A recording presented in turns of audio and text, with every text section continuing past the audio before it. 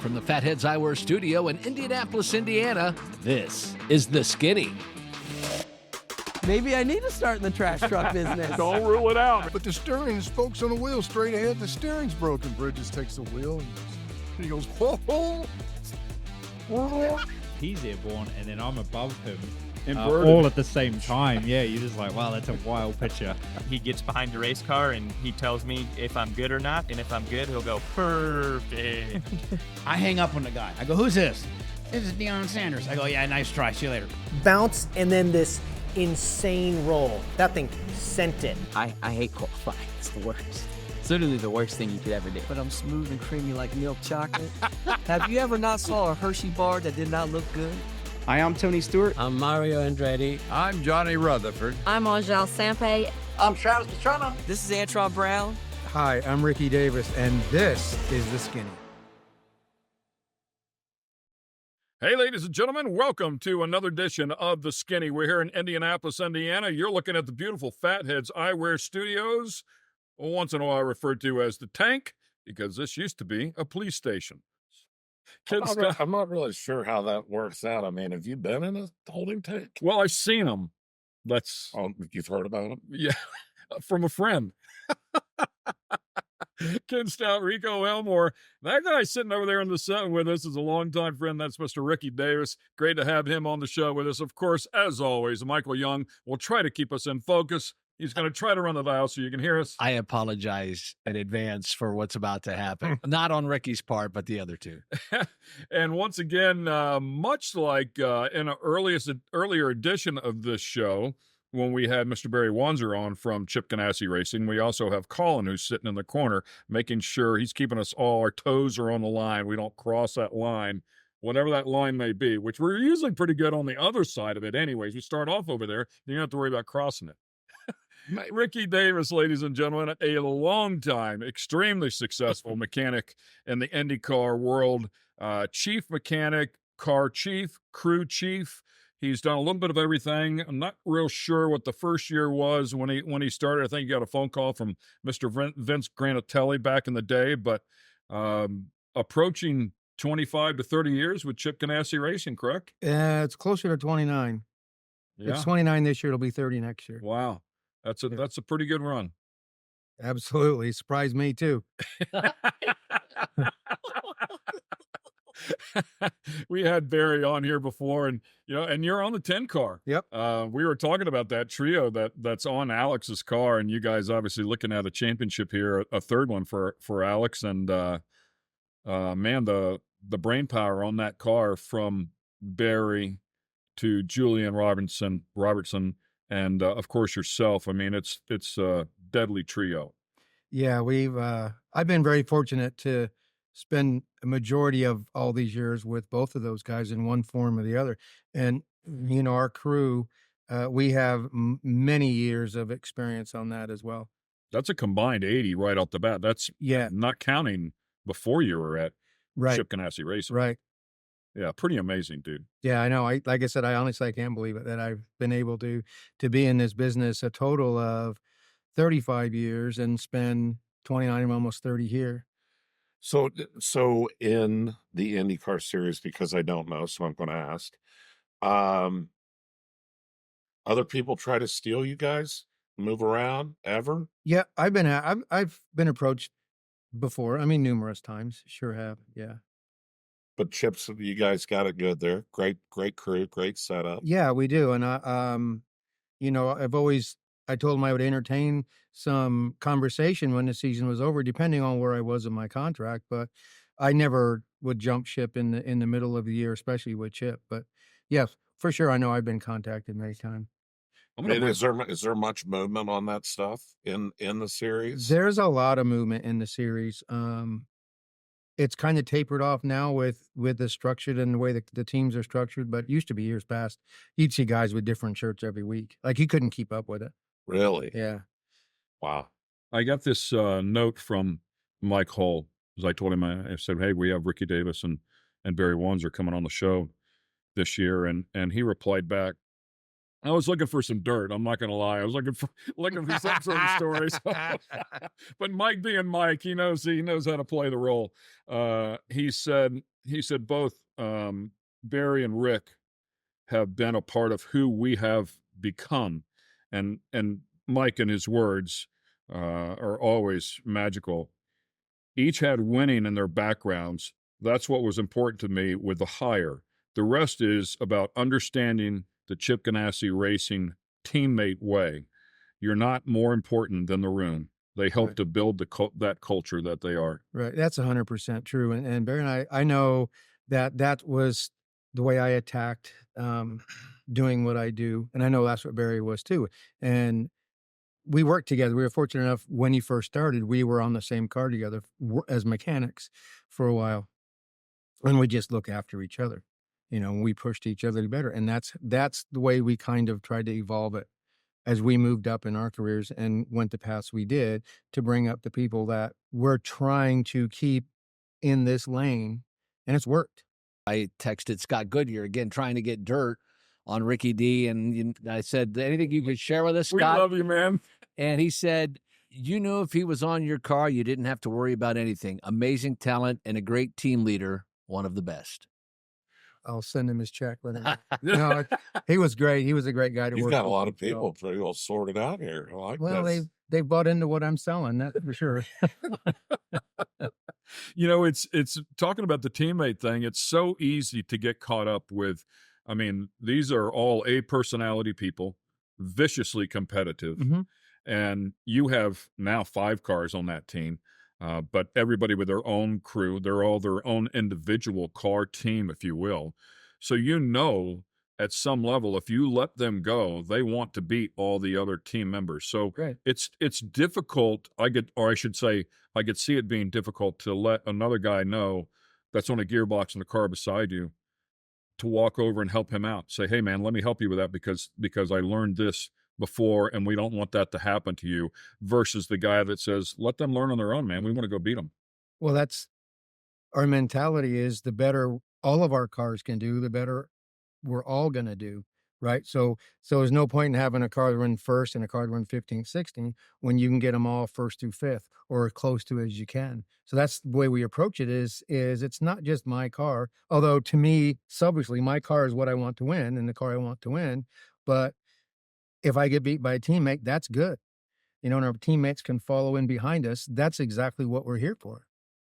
Awesome stuff. So Ricky Davis on the show with us here this week, loaded with knowledge, loaded with stories. We'll see if we can pry some out of him. By the way, Michael was supposed to bring him some Slim Jims, but he forgot. I forgot. So we got him an off-color brand beef stick, so he still had one. Whoa. We'll be back in just a moment. Don't worry about it. Chip has to pay that, not you. And he goes, really? And he goes, I'm doing more donuts this weekend. The Skinny is brought to you by Fatheads Eyewear. Fatheads Eyewear, hardcore since '04. And American Coach. Innovation is our life force. Welcome back to the Fatheads Eyewear Studio. Okay, Michael, what were you just talking about? Well, The month of May? well, it's Ricky is a Slim Jim guy. And I don't know how I even learned this. We were talking about sustenance and food, and you maybe told me at one time you like Slim Jims. I think that's how it all started. Yeah. So Ricky's birthday is in the month of May. So whenever I'm at the track, I try to slip him a Slim Jim every now and again. But during the month of May, I do something special, whether it be a Hostess cupcake or donuts, and I'll put the Slim Jims in as if they were candles for him to unwrap. Yeah. So that's what the month of May is for Ricky. Yes. Yep. True story. What a friend. Is that not the best part of the industry, though? Absolutely. The people you meet and the friends you make and the people you get to hang out with and tell stories to and laugh and make fun of or be made fun of. It's what completes the whole cycle, because what we do is a lot of work and it's a big grind. And if you can't have that fun and enjoy people like Michael and those things, you wouldn't stay in it. So is there a driver that comes to mind? You've been around a lot of drivers, a lot of different personalities, as Barry was talking about, and Alex Zanardi, Jimmy Vassar, Were you there before Barry? Or you were on Jimmy's car, and No, you won the championship I in was 96? I was hired on when they hired Alex. So I started in October of 95, just prior to them knowing they were going to hire Alex. So who jumps out to you? Is there for different reasons? You know what? Every driver I've ever worked with has jumped out at me for one thing or another. And that's people ask me, oh, compare this guy to that guy. I can't, because we're all individual people, but there's just something about their nature, their personality. What jumps out at me about Alex is that you put him in the car and he had a fire. He was fierce, right? And he would go after everything. When you say Alex, Alex Zanardi. Zanardi, yeah. When he You're gets on out an of, Alex now. That's yeah, what I said. when Zanardi would get out of the car, he would just be, the greatest friend you could ever have. At the end of every day, he had a cappuccino machine on the truck, and he knew how everybody drank the cappuccino, and he would bring us one, right? Made just to your order, right? Well, you put him in the car, and he was, like I said, he was crazed. I can remember the first time he ever got fined for doing donuts after he won. The next race was in Toronto. We're a setup day, and I'm in the trailer, I'm getting stuff together, and he come in and in his Italian accent, he said, "Ricky, I'm so pissed." I said, "Why?" He said, "I found they just fined me 10,000 grand." And I go, for what? And he said, "We're doing donuts." I said, "Don't worry about it. Chip has to pay that, not you." And he goes, "Really?" I go, "Yeah." He goes, "I'm doing more donuts this weekend, right?" Because he said his theory was IndyCar offers you a pie, and they only want me to have a little sliver. He said, "I'm taking the whole pie." And that was his mentality, right? He was super fierce in the car and just the sweetest person outside the car. And I look now like a guy like Alex Palou. He is absolutely the happiest human being on this earth. Always. Every day. Never seen without a smile. Every day. From the time I met him, smiling, he's happy. He had a bounce in his step. To this day, he still has it, and he's still the exact same person. Married with a child now. Married with a child. He's not sleeping as much. Right. I'm a fan. Yeah. Like, I'm a fan of that guy. Like, I like his energy, Oh. what he's about, and just. And he has that persona outside the car and in the car on the radio. Nothing ever gets him to the point where you can tell he's distraught. I've only really ever heard him use a different tone in his voice on the radio a couple of times, but it's been from here to here, not here to up here, right? He's just been, and to me, that's what can make him so great and so consistent, that his brain and his thoughts are so consistent every day. So I got a question. I was going to ask Barry this question. Who had Stewart's car when he ran with you guys for the 500? A guy named Dave Higuera was the chief on that car. Okay. Yeah, Yeah, you guys just about won it with that deal. he did. Yep. And Chip won't let him have the car. He's got all of his Indy cars, and Chip won't let him have that. Well, he didn't win. Right? Well, I guess that's what You got to have a know where it's prize. at. You want the prize, you got to win, I I guess. know where it's at. You can go Yeah. look at it. It's probably hanging on the wall over there. Yep. A couple blocks up the road. Yeah. No, we were going somewhere, and we were talking about both of the doubles that he did. Mm-hmm. And he said the first one had almost killed him. Yeah. Because he's a stud, like most of these guys. The He's a M&M's stud. diet Just- wasn't. Yeah. I mean, ravioli. Or SpaghettiOs. SpaghettiOs. Yeah. Open up the cabinet and then plain, there's a whole thing of SpaghettiOs. I'm like, do you have somebody's kid in here?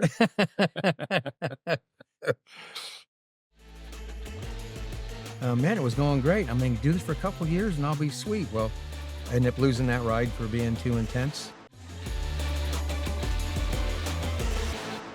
Welcome back to the Skinny. We have Mr. Ricky Davis on the set with us here today, longtime crew chief for the Chip Ganassi Racing Organization, currently on the 10 car with Mr. Alex Palou as they chase their third championship here in the past few years. An outstanding young driver for sure. But let's go back and find out how things got going. If I'm not mistaken, you and your brother in the state of Arizona at a very young age fell in love with the sport of racing. Yeah, we did. I was born in Washington, D.C., but my brother's 3 years older than I am, Ron. He had severe asthma. So doctors told my dad that his only chance of living is move someplace dry. And my dad said, "Where's that?" "Arizona, California." So he said, "Arizona's closer." We loaded up and moved to Arizona. He actually took 2 part-time jobs at 7-Elevens until he could find full-time work. Well, a couple years we're there. We went to South Mountain for a family vacation up the side of South Mountain. And as we're not a vacation, but a picnic, sorry. We're driving up South Mountain and funny little area. We're having a picnic and we could hear this noise, right? And off in the distance, you could see these little bitty cars. So my dad goes, let's go check it out. Well, it was a quarter midget track. By the end of that day, my brother got some practice laps in one, and that was it. You know, with being 9 years old, it could have been a month, but it seemed like 5 minutes later we had 2 cars, and we got into racing. And from that point on, I knew, by God, I'm going to be a race car driver. You were young. How old? I was 9 years old. 9? Yeah. And my dad was not. My dad worked for the food industry most of his life. It was a grocery store delivering bread, so he was not a mechanic in any way. So here we are, these two, 9 and 12-year-olds trying to work on these cars. And that was the only way we could run, is if we could make practice on Wednesday night, if the car was done and our homework was done and our grades were up. So from then on out, it was full attention because I'm going to be a race car driver. Wow. So you guys dug in literally with no help. No help. No, we had the people we bought the cars from, our second set of cars, they lived probably about 3 blocks from us. They were getting out and their kids were my age and a couple years older than my brother, but they were done with it. So name were the Webbers, and Don Weber helped my dad get everything solid and where we were competing, and we won a lot of races. It's funny, my brother got to looking back, and he actually, the Grand Nationals in Glendale, Arizona, he raced against Terry Labonte. Oh, really? Yeah. Wow. So from there, I just went from my dad and my brother bought a radiator shop, an automotive radiator shop at Vigato High School, and he started building radiators, which now he builds custom and racing radiators out in Phoenix. We went to sprint cars and midgets, and it was seriously, if we couldn't build it or trade work or product with somebody, we didn't have it. So we did our own chassis, we did our own engines. Bobby East helped us with the best sprint car we ever had, design that and build that. And yeah, it just went from there. We both raced sprint cars and midgets. And So how far did you go? I didn't make it very far. I had my rookie year in the sprint cars was good. I was rookie of the year. I was promised a big ride. Manzanita Speedway, yeah. Okay. And a little bit of Tucson, Casa Grande sometimes. And I was promised a big time ride by a guy, so that didn't pan out, and I was left walking around for a while. 87, I was most improved driver, driving for my dad again. I picked up a couple of rides here and there in 88. 89, unfortunately, my dad passed away from leukemia as I got a ride in another guy's car. And it just didn't seem the same, although I really wanted to race. It wasn't the same, not having my dad around every weekend. At that point, Bill Martin, it was December of 89. Bill Martin, who I raced with in Manzanita with all the Martin crowd that was out there, called me. You work for Vince Granatelli, and he said, hey, I can get you a job up here. I never spoke to him on the phone. The only time I'd see him is on the weekends, right? So I thought, just for a kick, I'd go up there and see what it's like, and at least I can say I got to walk around the shop. Well, they hired me starting January 1st, 1990. Here? No, in Phoenix. In Phoenix, okay. Arizona, yeah. Okay.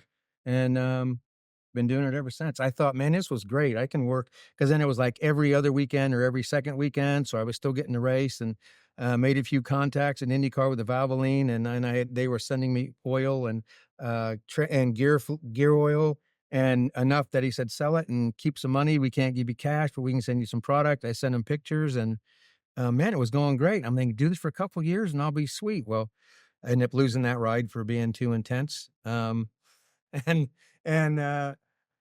I still haven't give up racing yet, but I haven't found anything. There's no good ride offer come along for a long time, so I'm still just I'm waiting, biding my time. What's the last thing you raced? When's the last? I raced my sprint car though for the last time in 1990. No, sorry, 92, beginning of 92. I did one race with it at Manzanita. That's a long time ago. That was a long time ago. And I'd been off for a while and had to start last and everything, and managed to make it into the A main, and had one set of tires, got up to like 5th or 6th. You had a red flag. I had a hole in my tire. So my brother had to air it up. I told him, just air it up as high as you can. Had to go back to last. Did about 2 trips of that. We finally make it to the finish, and I think I got up to 5th. A guy in front of me took me out. So that was it. That ended my racing. The advantage that the guys have here, what makes them so good, is they run on so many different tracks. There's so many different tracks that are available to them. I A beautiful look here at the Fatheads Eyewear Studio, located in Indianapolis, Indiana. I'm Ken Stout. That is Rico Elmore. And we have Mr. Ricky Davis that's joined us here on the set. Of course, as always, Michael Young running the controls over there. And we were just talking about his earlier days when he was competing in sprint cars, midgets, building those as well. And while at commercial break, you mentioned RJ Johnson, who we had on a show just a couple of weeks ago, but another Southwest sprint car racer, and his father was connected to you guys too. Yeah, we grew up together, obviously, and at one point he drove my dad's car. I think maybe a handful of times when we were out of the seat. I was driving RJ's father. You're talking about RJ? Yeah, Ricky, his dad. Yeah, that's pretty cool. A small world, huh? It is. You can't believe how, even though you're this far away, how tight the racing community really is. Yeah, and you had mentioned Speed Weeks. You went out there and looking around. It's funny because RJ said he came here to work on a buddy's car. Steve Sussex Jr. Yeah, Steve Sussex, right. And who I knew his dad. Same thing, right? Stevie. Yeah. So, but wanted to learn, leave the helmet bag at home and try to learn some different ways to go about things. But he said, Speed Week's here. He said, this is a place to come. I said, or Sprint Week, yeah. So did you hear what happened? He said, the people that are here are the ones you have to beat. He said, the drivers from Indiana are the ones. Absolutely. So did you hear he had to get his helmet bag and things shipped here? Oh, really? Yeah, and ended up driving. Yeah. Unfortunately, Stevie gets in a wreck, gets in a deal. His knee hits the fuel shutoff, busts the thing, and ignites him. And he's out of the car. They get the car fixed, and RJ's driving for him for the rest of Sprint Week. Yeah. So, and he's right. I mean, as good as RJ is, and that was the other thing. I mean, it's exactly what he's talking about. You would get guys from the West Coast that would come out here and run with these animals that are out here. It's a different ball game. Absolutely. It is just a different ball game. And so when you would see those guys like Damian Gardner transferred pretty good here, of course, Cruiseman and, some of these other guys, many more, but you'll know exactly where you stand in the world of sprint car midget racing. You come out here. As a mechanic, when let's just say you're a Southwest team, West Coast team, and you come over here and you're getting beat. Mm-hmm. You're good out there, but you come over here and you're getting beat. As a mechanic, what does it do for you to open? How do you make those? I'm stumbling here because I'm thinking ahead. But you're over here and you're good, and you come here and suddenly you're an 8th, 9th, 10th place car, but you're good enough to get there. You need to be pushed. It opens up your mind to figure something out. Well, the advantage that the guys have here, what makes them so good, is they run on so many different tracks. There's so many different tracks that are available to them for 1, 2, 3, 4 nights a week, that the more you drive, the more you learn. The more you learn with the car, you learn what you have to do shock wise or gear wise or whatever to make the car better. And a lot of the guys, unfortunately for us out there in the Southwest, the tracks are going away and they're just getting smaller, and there's not that many. That's what Ricky said they just closed another one. Yeah, like Arizona Speedway, which was a good racetrack. Manzanita had been around forever, which was one of the fastest half miles you could go to. When I first met Tim Coffeen, and we got to talking, and I told him who I was, and he went 8, right? So absolutely, I shouldn't say that. Yeah. And he's like, "Oh my God, I watched you race there." He said that place is crazy, because he worked with Opperman and all those guys. He was just on the show a couple weeks ago. Yeah, and it's the same thing. Like, if you could be good and fast at Manzanita and had some intelligence about you, you could go just about race anywhere. Yeah. Awesome stuff here. Off and running with Mr. Ricky Davis. We appreciate him finding the time to come on the show here in the middle of his IndyCar season. We have plenty more questions for him. Stay with us. Want to get the skinny on other guests in different types of motorsports? Check out our YouTube page and get the skinny. The Skinny is brought to you by American Coach. American Coach. Innovation is our life force. And Fatheads Eyewear. Fatheads Eyewear, hardcore since 2004. 35 years in the IndyCar business, his 5th season on this championship-winning car that he's with now, and having a great season here in 2024. Looking at another championship there. Don't want to cinch that one up just yet. A lot of racing yet to go with 5 races left in the season, but Mr. Ricky Davis has been doing it for a long time.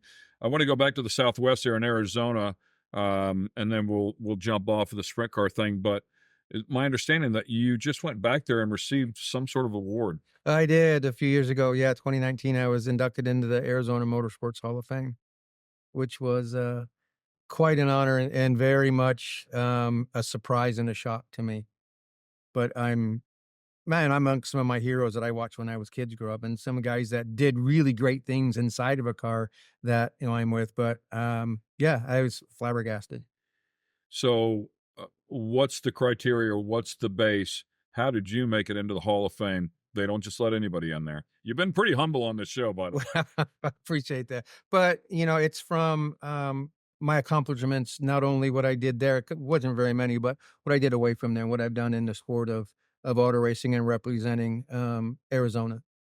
I think that coupled with when I received the Clint Browner Award meant the two greatest things in my life, because I can remember as a kid knowing that Clint Browner lived there. And my dad would drive by and I'd just try to look in his garage to see what was going on, because I wanted to see, I wanted to see the IndyCar. I wanted to see him. And we'd go to PIR when I was a kid and just stand there and stare at the guy, right? As 10, 12, 11, 13 years old, whatever it was. But yeah, that it meant the world to me. It's funny, and there's kids standing there looking at you now the same way. I don't think so. It's so different now compared to what he was and the things that they did back then. But it's nice to be mentioned with him. I think that happens more than we probably believe it does. But when the month of May or any IndyCar race, as far as that goes, the kids that are walking around will stand there and just stare, and their wheels are spinning in their head, man. I see them do that to me a lot too. Yeah, that's a different set of wheels. Just checking. But I know that I agree. I know that. Listen, I remember going. You there did as a it. kid. I mean, you did it. I did it as well. I remember going to the drag strip and just standing there and staring at the cars and staring at the guy that just climbed out of the car. And I don't know what I was thinking. I was just thinking, how did he do that? How does he do that? Yeah. I would watch AJ right a lot, and I figured out that nobody that worked for him knew what they were doing. Just kidding. Well, that was one of the coolest things that ever happened to me when I got hired at Vince Granatelli Racing. I can remember being a kid after a race at PIR, standing by one of the wedge turbines. And Andy Granatelli asked my brother, "You want to get in here and steer the car up into it was a box truck, right? To hook the winch to it." So he got to hold the steering wheel and go up. Well, when I started at Vince's, that car or a facsimile of that car was one of the cars they had on top of one of the rooms in the assembly shop. I told that story to Vince, and then when I met Andy, his dad, for the first time, I told him that story, and it was like it almost brought tears to his eyes, right? And it's so cool to see to know that it came full circle for me to be able to do that. I have a lot of buddies, and obviously in all disciplines of motorsports, and my friends that I have out there will stick a kid in behind the wheel and let them sit there. But the ones that I always pay attention to the most, for some reason, are the drag boat guys. They'll take a kid, and put them in the cockpit and slowly close that lid, because it gets pretty tight pretty quickly. But they'll sit in there, and if they're old enough and they feel comfortable enough, they'll start them up. But man, the smiles on their faces, I mean, it's the thrill of a lifetime at that time. To me, when Alex came in, I actually didn't even go to his first test. Welcome back, ladies and gentlemen, to the Skinny. We have Mr. Ricky Davis on the show with us here today. Longtime crew chief for Chip Ganassi Racing, talking about him and some of his endeavors that he spent along the way to get where he's at today. Hey, man, as we take a look at one of those teams, there's a lot of people in one of those teams, but help us out, help the fans out at home. What are your responsibilities? What are you responsible for on a typical race weekend? Well, typical race weekend, if we start at the shop when we're doing prep for the car, I get the information for how the engineer wants the car built and some of the specific parts like springs and that kind of thing. Then I give that information to my guys. I make sure that prior to building it, everything's been crack checked, everything's been inspected, one form or the other, and then it's assembled not only with the parts that he wants, but the way we assemble cars, which majority of everybody's been there long enough, they know what that is, and that's the easiest part of my job, because I have full 100% faith in everybody that I have that work on my car, and it's just a matter of And I'll go by and say, hey, I'm going to ask you a dumb question, but I got to ask, is this done? Yeah. But, just check on them. Then once we get to the track, it's my main objective there is to make sure that, number one, the car is legal when it goes through tech and it remains legal throughout the course of the weekend. And then just keeping up with changes on pit lane during the sessions, and then any changes we have to do specifically for the engineers to get ready for the next session, and whatever I feel needs to be a fixed or changed on the car that to get us through that next session. So when you say legal, is that the Razor's Edge legal? In some areas it is, and it's not that you're trying to do Right, that, right. but that's just how it has to be. But not Razor's Edge, but it's a comfort level that that, okay, if I go through, like, so when you go through, let's say, oval qualifying, or even after road course qualifying, you go through, you don't get to look at anything, right? So you have to have the faith that when you go through, it's gonna pass. Anytime, like first inspection, anytime you voluntarily go in, you can look at everything, you can look at their numbers, you can watch them inspect the floor for the floor heights, and then you can make adjustments. Because you typically, the floor is going to sag here, and we've got to come up so much too close for comfort. So it's just a peace of mind knowing that when it goes through without you, it's going to come out the other end just the same way it went in. So do you ever roll across the IndyCar scales and then come back to your scales, see discrepancies, and set your scales up to compensate, or you just kind of process that No, info? we don't, our scales don't change. We use it for a baseline. So if I know my car weighs X amount when I go through tech, when I put it on my scale pad, I know, okay, mine weigh this much. So on my scale pad. So if we change something, whether weight distribution or total car weight, I can weigh it on mine and know, okay, on mine, we've gained 5 pounds, and to make sure that it's the same when it goes through tech. Hey, Ricky, quick question. When you made people might not know, but you were with Scott Dixon for so many years and won so many championships. And I remember when you went to the 10 car, I thought, well, what in the heck? They moving Ricky off the 9 car to the 10 car. And I know it probably didn't feel like a demotion. They needed you on that 10 car, but did you ever dream that this driver from Spain would turn into the fantastic 2-time champion that he turned into?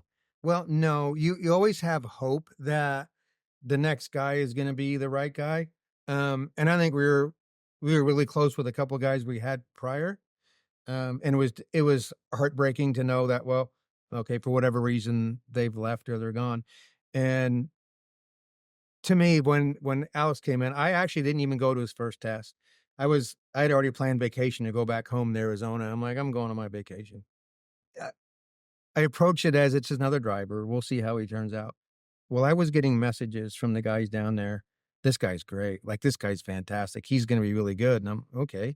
The next test was at Laguna. So I met the team out there, and that's when I met Alex Palou for the first time. And like I said, he was the happiest guy in the world. And I'm like, we'll see how long this lasts. Well, he goes out and he's just putting laps down and didn't want come in and said, I don't want any changes. I just need to drive. I need to learn the track. And I'm like, he's already 0.2 faster than what Dixon is. Oh man. And yeah, it's been that level since, right? It's all been, he's still gaining momentum. Like, he hasn't even reached how good he's going to be. So, to say that it surprised me, yes. And it's just, like I say, he's been so wonderful for the whole team. Because when a driver has that kind of passion for what he does and passion for the people he works with, it brings the whole team to another level. They do a good job. Now they're going to do a great job. It's interesting how Mike Hall was talking about how he almost like talent scouts, and he was telling us about when he saw Alex for the first time. They were pitted next to you guys. Mm-hmm. He'd come in, have a problem, go down a lap, come back in. He's back on the lead lap. Yep. Then he gets down another lap, goes back out, gets another, and he's just like, it's like the guy never quit working all day. At one point, I hit Chip and said, we need to give this guy a chance. Right. Because are you watching this? It's like, yeah, and that's the thing. He didn't run the whole season. So when you look at his stats, you go, yeah, that's pretty good. Right. But because he wasn't in front of you every week, you didn't get to see that progression that he could make. Yeah, and I'd said to Barry when we had Wanzer on here a little bit earlier, he had never won a championship anywhere along the way. And No. I don't know if you knew that or not. Yeah. I mean, a ton of success. He won a Mhm. bunch of races. He won a lot very, of very races, good. yeah. But he never won a championship Yeah. until he won it with you guys. In Yeah, they 21. couldn't put it. Yeah, he talks about it. It's just one of those things that never fell in place. Yeah. And it didn't fall in place for us. He put it in place. That first championship he won was all on his shoulders, and he put that thing in place, which I thought was fantastic until we won the last one where he had it wrapped up in 3 races, the first time since I think 9 or something like. I think Sebastian Bourdais was the last 2007 maybe. Yeah, and it's like, wow, this guy just he licked it and sealed it and mailed it. Yeah, great kid. Yeah, we had him on. He was a great guy. But it's none of it. Like, okay, so we were standing on the grid at Toronto, and then we got a qualifying penalty, which anyway, we got it.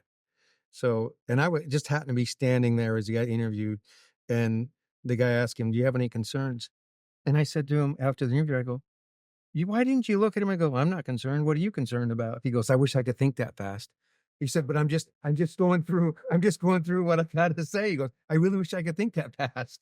Because I heard it and I'm thinking, I'm sort of like, we're not concerned about anything. Yeah. What is he concerned about? What are you worried about, dude? Yeah. You see his last year come from 15th with a broken front wing? Come up. 33rd in pit lane. I was going to say, he started dead last. Yeah, and with where we were, the advantage we had, it looked like we won, and we thought we won, and we were going bananas. Want to get the skinny on other guests and different types of motorsports? Check out our YouTube page and get the skinny. The Skinny is brought to you by Fatheads Eyewear. Fatheads Eyewear, hardcore since '04. And American Coach. Innovation is our life force. Welcome back to the Skinny. Final segment here with Mr. Ricky Davis. Great to have him on here and sharing some insights of what it takes to be a mechanic in the NTT IndyCar Series. Does a phenomenal job. It's been there in excess of 30 years. I constantly listen, obviously, when I'm on the radio with you guys, to the box. You hear the box call down, and you hear the guys in your position, the crew chiefs, take that information, or they'll relay it to you, and then over the other channel, you'll tell all of your guys what you're going to do. Test day, practice days, those are always the most brutal. Whenever we're out there the week prior to the 500, those days we're on track at 9 a.m. or something like that till 6. I mean, they are long days, and you guys grind it out all the time. But those orders are important. Obviously, everybody needs to be on the game. You said you trust everybody 100%. And those changes get made pretty quickly. Yeah. It seems like the least amount of time you have left in a session, the more work you have to do, which is just the way it goes. But that's when guys work together and they respect each other and they know how to help each other. It's simple changes that they then can translate that to getting done very quickly. I know it probably doesn't make a lot of sense, but we did it in Toronto. I think we had, and Barry said it on the intercom to Julian, we had 3 minutes practice left, or 5 minutes. And he said, Jules, you just gave him 7 minutes worth of work to do. But we got it done in enough time to get, we completed 3 laps. But it's just knowing when you have to pick the pace up to get it done. You're always working as efficiently as you can, but there's certain times where you really have to pick it up and get it done. Guys are so good at what they do. Oh, amazing. So a question, how does one get into that?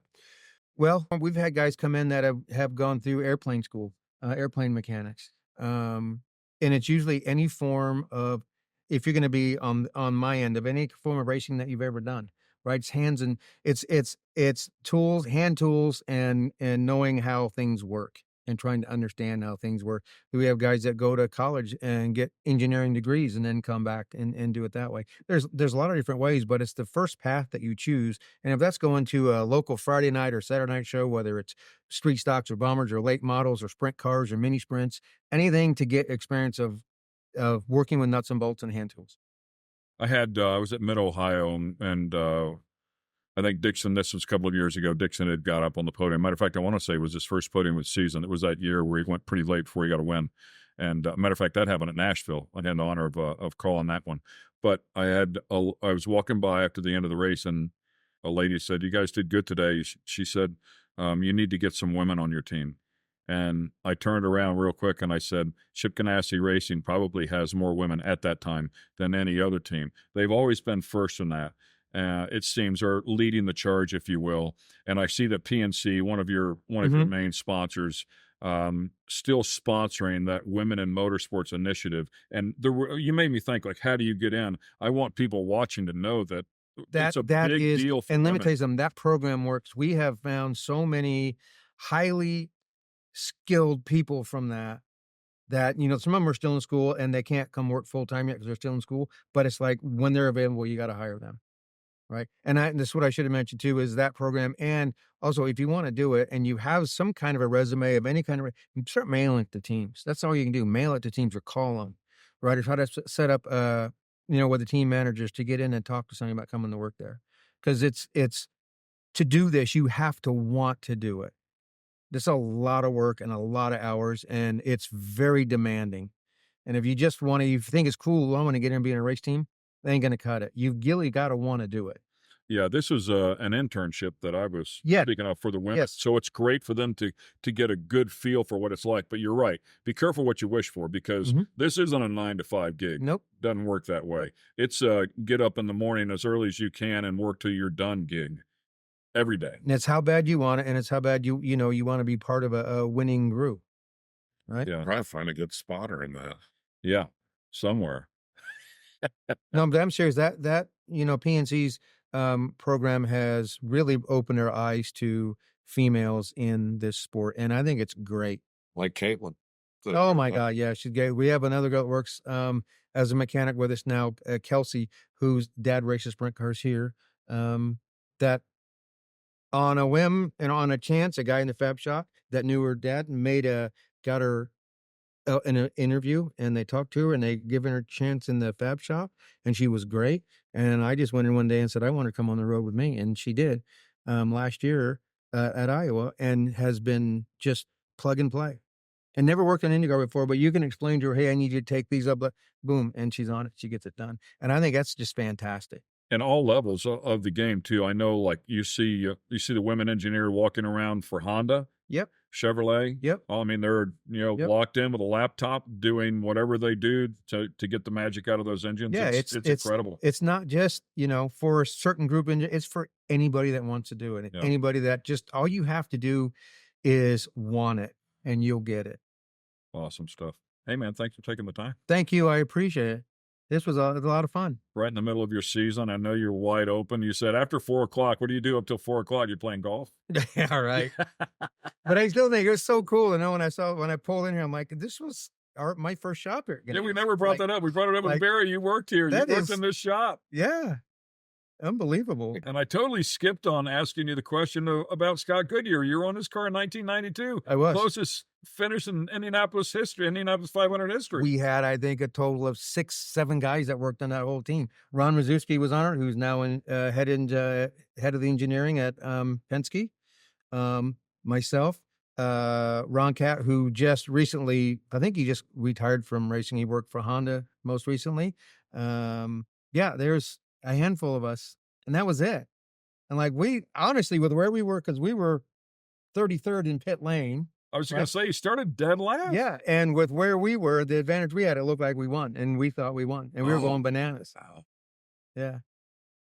From being afraid of not even making the show because of just the way everything was going, to starting last and running second was like the coolest thing you could ever experience. We got to go. I got to wrap this up. One last question. Is there one thing that sticks out in your career, one special moment? Oh man, I don't know. To pin it down on one thing, but that's a hard one. That's a hard one. I think, winning the Indy 500 was very special to me because of listening to it on the radio in Arizona with my dad. And I'd lay on the ground and I'd close my eyes and I look up and I was hearing the voices. And I was picturing the whole race. And I told my dad, one day I'm going to win that race. And he goes, I know you will, son. I know you will. Well, he didn't live long enough for me to see me do this. And when we won the 2008 500, when I was standing on the pit wall, I felt a rush of cold air go from my feet to my head. And I knew it was my dad standing there like, then that's probably the thing that stands out to me the most. I get chills. I'm just thinking I about knew it. there was one. Yeah. I knew there was one. You know, and that's, it's a regret that he couldn't see it, but I have a feeling somehow he knows we did. Awesome, man. Great stuff. That is the skinny on Mr. Ricky Davis, great ambassador for the sport, long time tenure here with Chip Ganassi Racing, and certainly a guy you can walk up to at any time, at any race, and he'll share some advice with you if you want to get in the game. It's the skinny on A Really Good Guy. Thanks, buddy. Thanks for having me.